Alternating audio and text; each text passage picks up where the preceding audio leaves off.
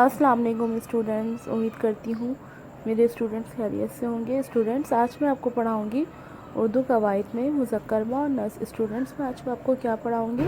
उर्दू कवायद में मुज़क्कर मुअन्नस। ये हमारा उर्दू कवायद का है। आइए स्टूडेंट्स, अब हम अपनी वर्किंग की तरफ चलते हैं। मुज़क्कर बेटा, वालिद वालदा,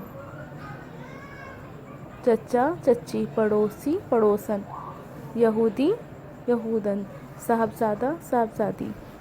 स्टूडेंट्स, मुज़क्कर आज हमने क्या पढ़ा है? मुज़क्कर और मुअन्नस।